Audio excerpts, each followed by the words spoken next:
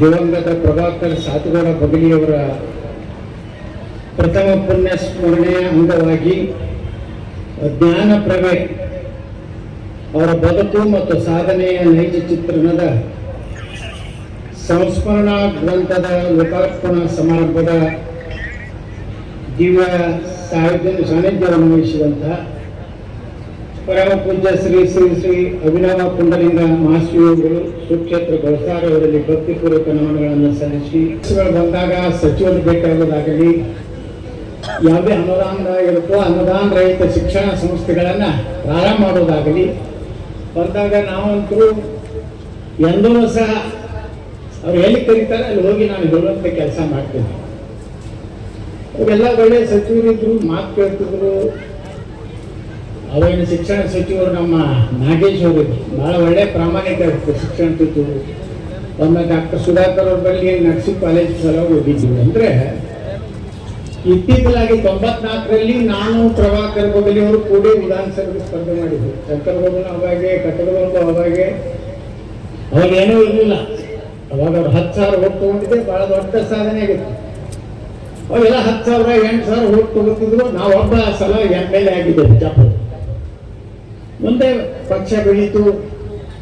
ಆದರೆ ಅವ್ರ ಸಹೋದರ ಡಾಕ್ಟರು ಸಾರ್ವಭೌಮ ಬಗಲಿಯವರು ಶಾಸಕರಾದ್ಮೇಲೆ ಅವರು ಪೂರ್ತಿ ತಮ್ಮ ರಾಜಕೀಯ ಕಡಿಮೆ ಮಾಡಿ ಶಿಕ್ಷಣ ಸಂಸ್ಥೆಗೆ ಹೆಚ್ಚು ಟೈಮ್ ಕೊಡ್ತಿದ್ರು. ಯಾವಾಗ ನೋಡಿದ್ರು ಈ ಶಿಕ್ಷಣ ಯಾವುದೇ ಕಾರ್ಯಕ್ರಮ ಇದ್ರು ನಮ್ಮನ್ನ ಬಿಟ್ಟು ಒಮ್ಮೆನೂ ಮಾಡ್ಯಾರ. ಈ ಕಟ್ಟಡ, ಎದುರಿನ ಕಟ್ಟಡದ ಉದ್ಘಾಟನೆ ಇರ್ಬೋದು, ಒಬ್ಬ ಒಳ್ಳೆಯ ಶಿಕ್ಷಣ ಸಂಸ್ಥೆಗಳಲ್ಲಾಗಲಿ ಯಾವುದೇ ಸಂಸ್ಥೆಗಳಲ್ಲಾಗಲಿ ಒಳ್ಳೆಯವರು, ಪ್ರಾಮಾಣಿಕರು, ಕ್ರಿಯಾಶೀಲರಿದ್ದಾಗ ಮಾತ್ರ ಆ ಸಂಸ್ಥೆ ಬೆಳೀತದೆ. ಈಗ ಯರನಾಳ ಶ್ರೀಗಳು, ಬಂಕಾಳ ಶ್ರೀಗಳ ಒಂದು ನೆನಪು ಮಾಡಿಕೊಂಡ್ರು.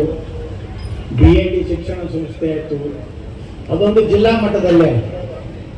ಇವತ್ತು ತಾಲೂಕಾ ಮಟ್ಟದಲ್ಲಿ, ಗ್ರಾಮೀಣ ಮಟ್ಟದಲ್ಲಿ ಸಹ ಇಂಥ ಒಂದು ಒಳ್ಳೆಯ ಶಿಕ್ಷಣ ಸಂಸ್ಥೆಯನ್ನು ಕಟ್ಟಿದ್ರೆ ಅನೇಕ ಹಿರಿಯರ ಪಾತ್ರ ಇದೆ. ಅವ್ರ ಜೊತೆಗೆ ನಮ್ಮ ಪ್ರಭಾಕರ ಬಗಲಿ ಅವರದು ಅವರ ಮಗ ಹೇಳದ, ಅವರು ನೇರವಾದಿದ್ರು. ಆ ಸಿಟ್ಟು ಬರ್ತಿತ್ತು. ಆದರೆ ಅದು ನುಂಗಿ ಮತ್ತೆ ಒಂದು 5 ನಿಮಿಷದಲ್ಲಿ ಕೂಲಾಗಿ ಮತ್ತೆ ನಮ್ದೊಡನು ಎಂದೂ ಪ್ರಭಾಕರ ಬಗಲಿ ದರ್ಶನ ಮಾಡಲಿಲ್ಲ. ಎಷ್ಟು ನಮ್ಮ ಆತ್ಮೀಯತೆ, ಎಷ್ಟು ಪ್ರೀತಿ ಇತ್ತಂದ್ರೆ ಅವರು ನಮ್ಗೆ ಕೊಡುವಂಥ ಗೌರವ ನೋಡೋಣ ಮನಸ್ಥಿತಿ ಯಾಕ್ರಿ ಮುಂದುವರಿಲ ಕಾರಣ ಏನಪ್ಪ ಅಂದ್ರೆ ಬಂಕಾಳ ಸ್ವಾಮಿಗಳು. ನಾನು ಮೈಸೂರಲ್ಲಿ ನರಸೀಪುರದ ಕೇಂದ್ರ ಮಂತ್ರಿ ಇದ್ದಾಗ ಹೋಗಿದ್ದೆ. ಚಿತ್ರದುರ್ಗ, ತಿರುಮಲ ಕೂಡ ಒಂದು 3 ಏನು ನದಿಗಳ ಇದರಲ್ಲಿ ಒಂದು ಕಾರ್ಯಕ್ರಮ ಇತ್ತು, JSS ಅವರು. ನಾನು ಹೋದಾಗ ಅಲ್ಲಿ ಅವ್ರ ಗೆಸ್ಟ್ ಹೌಸ್ನಾಗ ಇದ್ದೆ. ಒಂದು 30-40 ಟೀಚರ್ಗಳು ಬಂದರು ನನ್ನ ಬಳಿ. ನಮ್ಮ ಬಿಜಾಪುರದ MP ಮತ್ತು ಕೇಂದ್ರ ಮಂತ್ರಿ ಇದ್ದ. ಅವರೆಲ್ಲ ಕೇಳಿದ, ನಾವೆಲ್ಲ ಇಟ್ಟು ದೂರ ಮಾಸ್ತರ್ ಆಗಿರಲಿಲ್ಲ, ಹೆಂಗಾದ್ರೆ ಇವತ್ತು ನಾವೆಲ್ಲ ಲೆಕ್ಕ ಟೀಚರ್ ಕಲಿತು ಬಂಕಾಳ ಪುಣ್ಯದಿಂದ ಇಲ್ಲಿ ಟೀಚರ್ ಆಗಿರುತ್ತೆ. ಅವಾಗ ನಾವು ಎಲ್ಲಿ ಹೋದ್ರು ಕರ್ನಾಟಕದಾಗ ಬಂಕಾಳ ಸ್ವಾಮಿಗಳು ಕಟ್ಟಿದೇನು ಲಕ್ಷಣದಲ್ಲಿ ಇತ್ತಲ್ಲ. ನಾ ಹೈದರಾಬಾದ್ ಕರ್ನಾಟಕದಾಗ ಹೋಗಿದ್ದೆ ನಮ್ಮ ಬಸವರಾಜ್ ಬಳ್ಳಿ ಶ್ರೀಡಮವರ ಒಂದು ಪ್ರಚಾರಕ್ಕೆ. ಅಲ್ಲಿಯೂ ಎಲ್ಲ ಬೇರೆ ಆದಾಗ ಪಾಡ್ಲ, ನಾವು ಸಾಲೋಟಿಗವ್ರಿ, ನಾವು ಹಿಂದಿ ತಾಲೂಕು ಎಲ್ಲರೂ ಇದನ್ನೇ ಹೇಳೋರು. ಇವೆಲ್ಲ ಇದ್ದು ಹೋದ್ರೆ ಅವಾಗ ಕಲ್ಯಾಣ ಕರ್ನಾಟಕ, ಈ ಕಲ್ಯಾಣ ಕರ್ನಾಟಕ ತರ ಅವಾಗ ಟೀಚರ್ಗಳು ಸಿಗ್ತಿರ್ಲಿಲ್ಲ. ಅವಾಗ ಬಂಕಾಳ ಸ್ವಾಮಿಗಳು ಮಾಡಿದಂತ ಒಂದು ಸಂಸ್ಥೆ ನೋಡ್ರಿ ಇವತ್ತು ಎಷ್ಟು ಜನರಿಗೆ ಅನ್ನ ಹಾಕ್ಲಿಕ್ಕೆ ಸಾಧ್ಯ ಆಗಿದೆ. ಈಗ ಸಾಕಷ್ಟು DCH ಆಗ್ಯಾವ, ಸಾಕಷ್ಟು ಡಿಪ್ಲೊಮಾ ಆಗ್ಯಾವ, ಎಲ್ಲ ಕರೆ. ಆದ್ರೆ ಅಂತ ಸಣ್ಣ ಹಳ್ಳಿಯೊಳಗೆ, ಒಂದು ಸಣ್ಣ ಹಳ್ಳಿಯೊಳಗೆ ಮಾಡೋದು ಈಗ ಡಿಸ್ಟ್ರಿಕ್ಟ್ ಬೆಂಗಳೂರಿನಾಗ ಈ ಕಾನ್ವೆಂಟ್ ಸ್ಕೂಲ್ ತೆಗಿದೇನು ಭಾಳ ಕಷ್ಟ ಇಲ್ಲ. ಈಗ ಭಾಳ ದೊಡ್ಡ ಕಮರ್ಷಿಯಲ್ ಅದು. ರಿಯಲ್ ಎಸ್ಟೇಟ್ ಬಿಟ್ರೆ ಎಜುಕೇಶನ್ ಕಮರ್ಷಿಯಲ್. ಹೆಂಗಂದ್ರೆ ಒಂದೊಂದು ಸ್ಕೂಲ್ಗಳು ಫೀ ಕೇಳ್ಬಿಟ್ರೆ 4-5 ಲಕ್ಷ ರೂಪಾಯಿ ಎಷ್ಟು PKG, ಅದೇ PKG LKG ಎಷ್ಟಪ್ಪ ಅಂದ್ರೆ 5 ಲಕ್ಷ. ಇಂಥ ಟೈಮ್ನಾಗ ಶಿಕ್ಷಣ ಕೊಡುವಂಥ ಕೆಲಸ ಈ ಒಂದು ಸಂಸ್ಥೆಯನ್ನು ಸಹಿತ ಎಷ್ಟನೇ ಇಶ್ವ ಚಾಲು ಐತ್ರಿ? 52ರಿಂದ ಅಂದ್ರೆ ನಮ್ಮ ಉತ್ತರ ಕರ್ನಾಟಕದಲ್ಲಿ ಮಠಾಧೀಶರು ಮತ್ತು ಕೆಲವೊಂದು ಶಿಕ್ಷಣ ಪ್ರೇಮಿಗಳು ಡಾಕ್ಟರ್ ಪ್ರಭು ಹೊಳಕಟ್ಟಿ ಅವರು BID ಅಸೋಸಿಯೇಷನ್ ಮೊದಲ ಅಧ್ಯಕ್ಷರು, ಸಿದ್ದೇಶ್ವರ ಬ್ಯಾಂಕಿನ ಅಧ್ಯಕ್ಷರು, ವಿಜಯಪುರ ಜಿಲ್ಲಾ ಬರಗಾಲ ನಿವಾರಣಾ ಸಮಿತಿ ಅಧ್ಯಕ್ಷರು. ಆ ಕಾಲದಲ್ಲಿ ಇಷ್ಟೆಲ್ಲ ಕೆಲಸ ಮಾಡಬೇಕು, ಇಷ್ಟೆಲ್ಲ ಅವ್ರು ಬಹಳ ಕಷ್ಟ ಇತ್ರಿ. ಈಗ ನಾವು ಸಾಲಿಗೆ ತೆಗೆದೀವಿ ಅಂದ್ರೆ ನಮ್ಗೆ ಅಷ್ಟು ಕಷ್ಟ ಇಲ್ಲ. ಅವಾಗ ಎಲ್ಲ ಹಳ್ಳಿ ಅಡ್ಡಾಡಬೇಕು, ಜೋಳ ಕಾಳ ದೊಳೆ ಮಾಡಬೇಕು, ದಾನ ಧರ್ಮ ಕೇಳಬೇಕು. ಸ್ವಾಮಿಗಳು ಬಂದಾರ ಅಂದ್ರೆ ಒಂದು ಭಕ್ತಿಲಿ ಜನ ಕೊಡ್ತಿದ್ರು. ಆ ಕಾಲದಿಂದ 52ರಿಂದ ಪ್ರಭಾಕರ ಬಗಲಿಯವ್ರು ಸಹಿತ ನೋಡ್ರಿ, ಇದೆಲ್ಲ ಕಾಂಪ್ಲೆಕ್ಸ್ ಎಲ್ಲ ಆಗಿದ್ದು ಅವ್ರ ಕಾಲಕ್ಕೆ. ಇದೊಂದು ಉತ್ಪನ್ನ. ಈಗ ನಮ್ಮ ತರುಣ್ ಸರ್ ಅದ, ನಮ್ಮ ಹಿರಿಯರು, ಅವ್ರಿಗೆ 96-97 ವರ್ಷ. ರಿಟೈರ್ಡ್ ಆದ ಮ್ಯಾಗ ಅವರು ಬಸವೇಶ್ವರ ವಿದ್ಯಾರ್ಥಿ ಸಂಘದ 30 ವರ್ಷ ಇದ್ರು ಸರ. 30 ವರ್ಷ ಕರ್ಕೊಂಡ್ಬೋದು ನಮ್ಮ ಚರಂತಿ ಮಠ. ನಾವು ಚರಂತಿ ಮಠಕ್ಕೆ ಜಾಸ್ತಿ ಮಾಡ್ತಿದ್ದೆ. ಏನ್ರಿ ಮುಖ್ಯ ನೀವು ಯಾಕೆ ಅವ್ರನ್ನ ಹಿಡ್ಕೊಂಡು ಕೂತೀರಿ, ನಮ್ಮ ಪಟ್ಟು ಬಿಡ್ರಿ, ನಡಿ ನೀವು ಸುಳ್ಳು ನಮ್ಗೆ ಸರ್ ಬೇಕಂತ. ಕೊನೆಗೆ ಅವರು ಅವರಾಗಿ ಇಲ್ಲ ನನಗೆ ಆಗೋದಿಲ್ಲ ಅಂತ ಬಿಜಾಪುರ 96-97 ವರ್ಷ ಆದರೂ ಸರ್ದೊಂದು ಇದು ನೋಡ್ಬಿಟ್ರೆ ಈ ವಿಜಾಪುರದಲ್ಲಿ ಅನೇಕ ಲೆಕ್ಚರರ್ಸ್ ಪ್ರೊಫೆಸರ್ ಅವಾಗಿನ ಕಾಲದವ್ರು ಏನೋ ನೆನಪಿಡುವಂತ ಲೆಕ್ಚರರ್ ಪ್ರೊಫೆಸರ್ ಇದ್ದರು. ಇಂಥ ಒಂದು ಸಂಸ್ಥೆ ಇಲ್ಲಿ ಕಟ್ಟಿದ್ದಾರೆ. ಸುಮಾರು 300 ಜನರಿಗೆ ಇಲ್ಲಿ ಸ್ಟಾಪ್ ಐತಿ. ಒಂದು 300 ಮಂದಿ ನೋಡ್ರಿ, ಒಂದು ಸಂಸ್ಥೆ ಕಟ್ಟೋದ್ರಿಂದ ಒಂದು 300-400 ಜನ ಅಪಾಯಿಂಟ್ಮೆಂಟ್ ಆಗ್ತದೆ. ಅವ್ರ ಕುಟುಂಬಗಳು ನಡೀತವೆ, ಒಳ್ಳೆ ಶಿಕ್ಷಣ ಸಿಗ್ತದೆ. ಈಗ ಅವ್ರ ಮಗ MD ಆದ ಅಂದ್ರೆ ಒಳ್ಳೆ ಶಿಕ್ಷಣ ಕೊಡುವಂಥ ಕೆಲಸ ಎಲ್ಲ ಗ್ರಾಮೀಣ ಪ್ರದೇಶದಲ್ಲಿಯೂ ಸಹಿತ ಅನೇಕ ಗುರುಗಳು ಮಾಡ್ತಾರೆ.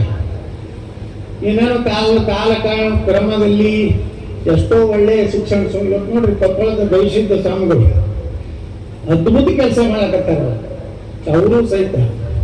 ತುಮಕೂರು ಸಿದ್ಧಗಂಗಾ ಮಠ ಈ ರೀತಿ ಶಿಕ್ಷಣಕ್ಕಾಗಿ ತಮ್ಮನ್ನೇ ತಾವು ಸಮರ್ಪಣೆ ಮಾಡಿಕೊಂಡಂಥ ಪ್ರಭಾಕರ್ ಬಗಲಿಯವ್ರಿಗೆ ಆ ದುರ್ದೈವ ಏನಂದ್ರೆ ಅವರು ಸಾಯುವಂಥ ವಯಸ್ಸಲ್ಲ. ಅದು ಏನು ರಿಯಾಕ್ಷನ್ ಆಯಿತು ಏನು ಗೊತ್ತಿಲ್ಲ. ಒಮ್ಮೆ ನಮ್ಗೆ ಶಾಕ್ ಆಗಿತ್ತು. ಯಾಕಂದ್ರೆ ಪ್ರಭಾಕರ್ ಬಗಲಿಯವ್ರಿಗೆ ಇದು ಆಗೈತೆ ಅಂತ ಕೇಳಿ ನಮ್ಗೆ ನಂಬಿಕೆ ಆಗಲಿಲ್ಲ. ಅವರು ಅಂತ್ಯಕ್ರಿಯೆಗೂ ನಾವು ಬಂದಿದ್ದೆ. ಇನ್ನೂ ರಾಜಕಾರಣದಾಗ ನಾವು ಬೆಳ್ಕೊತ ಹೋದ್ದೀವಿ. ಅವ್ರ ರಾಜಕಾರಣದಾಗ ಬೆಳಿಲಿಲ್ಲ. ಅವ್ರ ಸಹೋದರ ಬಂದಿದ್ರು ತ್ಯಾಗ ಮಾಡಿ ತಮ್ಮ ಶಿಕ್ಷಣಕ್ಕೆ ಒಳ್ಳೆ ಕೆಲಸ ಮಾಡಿದ್ದಾರೆ. ಅವರು ಒಳ್ಳೆಯ ಮನುಷ್ಯ. ಏನಿದ್ರು ಭಾಳ ಸ್ವಚ್ಛ ಮನುಷ್ಯ. ಅದನ್ನ ಮಾತ್ರ ಯಾಕಂದ್ರೆ ಸ್ವಚ್ಛ ಮನುಷ್ಯ ಇದ್ರೆ ನಮ್ಗೆ ಅವ್ರಿಗೆ ಹೊಂದಾಣಿಕೆ ಆಗ್ತತ್ರಿ. ಬೀಗ್ರ ಅಲ್ಲಿ ನಮ್ಮ ಗೌರವ ಕಾರ್ಯದರ್ಶಿಗಳು ಕೊಡ್ತಾರೆ ಬಸವೇಶ್ವರ ಸಂಘದ್ದು. ಭಾಳ ದೊಡ್ಡ ಸಂಸ್ಥೆ ಅವ್ರದ್ದು. ಯಾಕಂದ್ರೆ 200 ಇನ್ಸ್ಟಿಟ್ಯೂಟ್ ಅದ ಅಂದ್ರೆ ಈಗ ನೋಡ್ರಿ 170 ನೋಡ್ರಿ.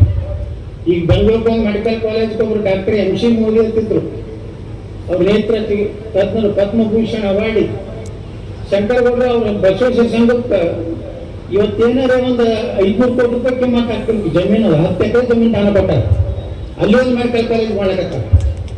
ಇದನ್ನೆಲ್ಲ ಯಾಕೆ ಹೇಳ್ತಾರೆ ಅಂದ್ರೆ ಸಂಸ್ಥೆಗಳು ಬೆಳೆದಷ್ಟು ಶಿಕ್ಷಣನೂ ಒಳ್ಳೆ ಸಿಗ್ತದೆ, ನಮ್ಮ ಜನರಿಗೆ ಉದ್ಯೋಗನೂ ಸಿಗ್ತದೆ. ಇಲ್ಲಿಗೆ ನಾವು ಹೊರಗಡೆನೇ ಹೋಗ್ಬೇಕಲ್ಲ. ಇವತ್ತು ನಾವು ಸಂಸ್ಥೆಗಳು ಕಟ್ಟಿ ಇವತ್ತು ಸುಮ್ಮ ಆಟ ಆಡ್ಕೋತೆ ಕಟ್ಟಿದ್ದೀವಿ. ನಮ್ಮ ಇದ್ರಾಗ 4,000 ಮಂದಿ ಅದಾರ ಸಿಬ್ಬಂದಿ. ನಮ್ಮ ಸಿದ್ಧಿಸಿಗಳಿಗೆ 2,500 ಮಂದಿ ಅದಾರ.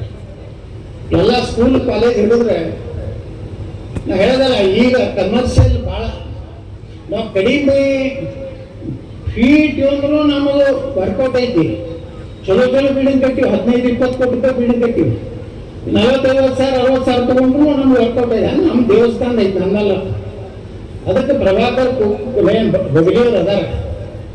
ಅವ್ರು ಒಳ್ಳೆ ಕೆಲಸ ಮಾಡಿದ್ದಾರೆ. ಅವ್ರನ್ನ ಸ್ಮರಣೆ ಮಾಡ್ಕೊಂತ ಕೆಲಸ ಎಲ್ಲರೂ ಮಾಡಿದ್ದೀವಿ. ಮುಂದಿನ ವರ್ಷ ಈ ಶಿಕ್ಷಣ ಸಂಸ್ಥೆ ನೀವೇನದೀರಿ ಆಡಳಿತ ಮಂಡಳಿ ಎಲ್ಲರೂ ಇದೊಂದು ನಮ್ಮ ಒಂದು